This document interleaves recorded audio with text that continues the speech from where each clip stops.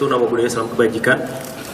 Mohon izin, kami dari Satreskrim Polres Metro Jakarta Utara melanjutkan penjelasan Satreskrim Polres Metro Jakarta Timur melanjutkan penjelasan dari Bapak Kapolres. Jadi mungkin kita bisa, rekan-rekan bisa lihat dari tampilan di slide.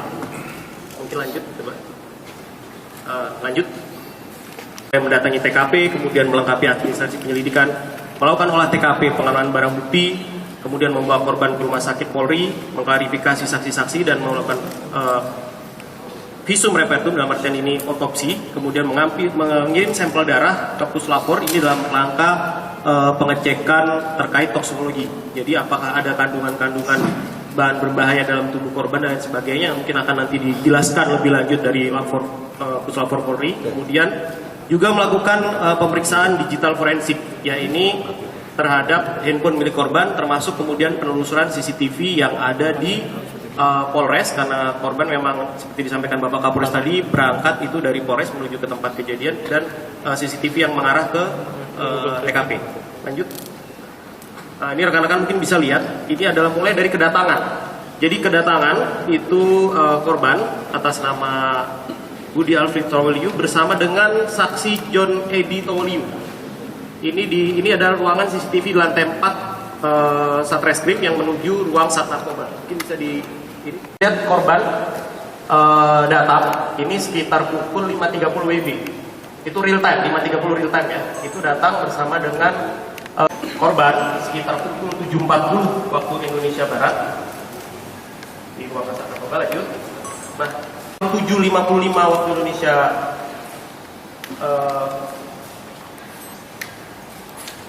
7.55 ini masuk lagi coba.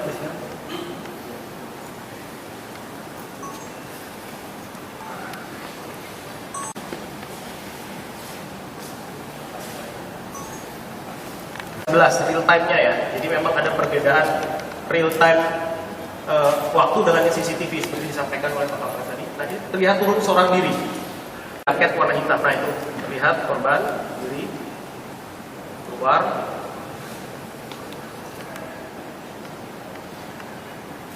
Sempat menyeberang ke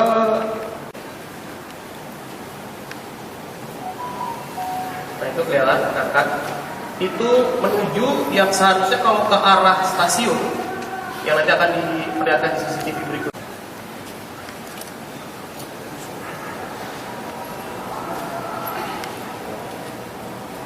Nah, itu rekan bisa lihat, dan dari situ korban balik arah lagi.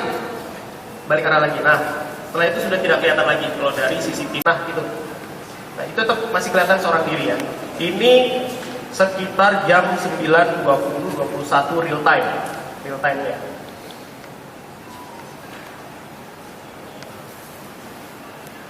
Sesuai dengan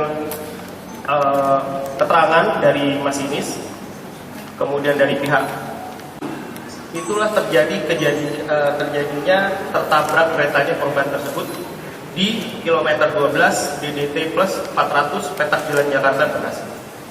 Memang datang dari rumah itu menggunakan mobil Avanza warna putih. Itu yang sudah disiapkan atau dipesan oleh istri korban. Memang tidak membawa mobil pribadi, karena mungkin secara kondisi beliau juga memang malamnya itu masih dalam perawatan di rumah sakit.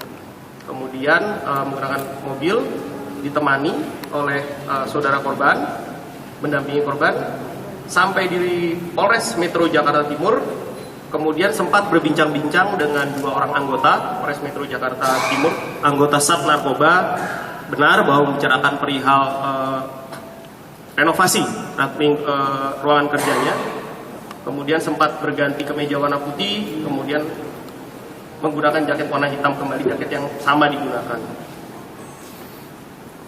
Kemudian ya interaksi seperti biasa dengan almarhum.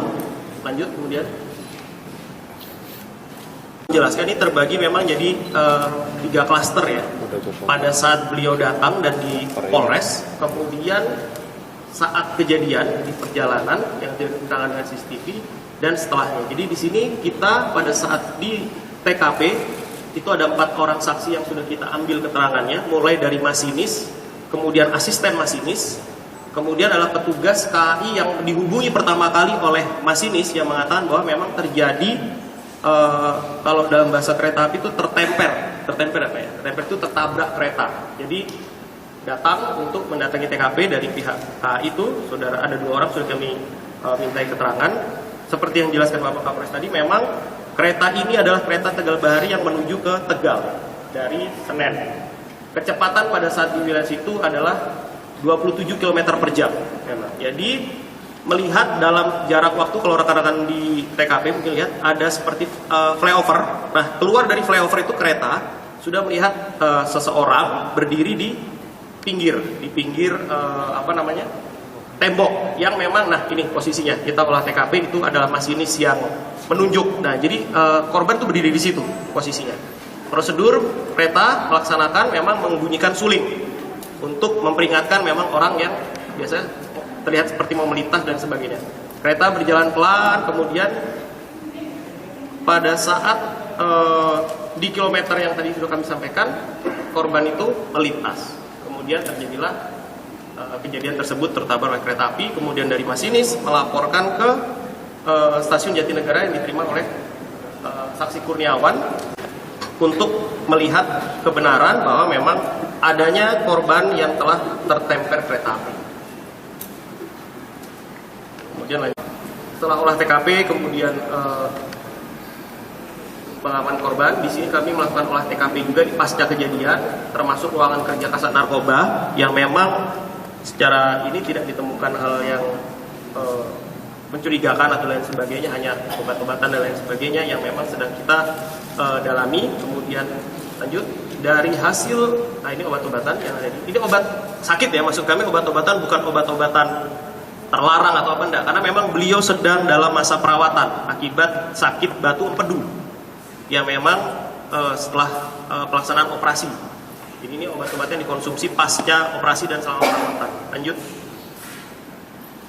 Kemudian hasil pemeriksaan visum sementara tadi mungkin sudah dilampirkan, tapi mungkin akan lebih jelas nanti dari dokter forensik.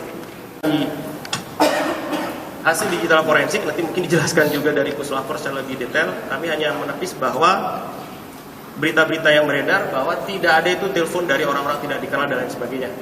Di sini yang menelpon semuanya orang yang dikenal oleh beliau, mulai dari keluarga, anak buah, kemudian banyak istri, mungkin istri, kemudian anak buah beliau, Kasat Narkoba, yang semua sudah kita ambil keterangan kecuali istri ya, karena masih berduka. Secara garis besar seperti itu. Lanjut. Pada hari ini kami masih menunggu hasil visum otopsi yang resmi. Yang tadi itu hanya hasil sementara, karena kami minta untuk percepatan. Kemudian setelah nanti masa berdukanya mungkin sudah bisa ini dilewati, mungkin dengan pihak keluarga korban kita minta keterangan. Kemudian secara digital, hasil digital forensik handphone milik korban secara keseluruhan. Kemudian mungkin nanti kami akan upaya melakukan tindakan psikologi forensik, di mana kita mungkin dari situ bisa mendalami lebih dalam penyebab-penyebab mungkin terjadinya kejadian seperti itu. Untuk sementara seperti itu. Tadi kita dengar.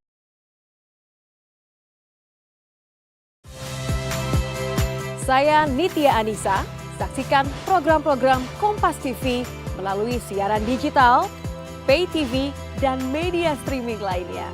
Kompas TV, independen, terpercaya.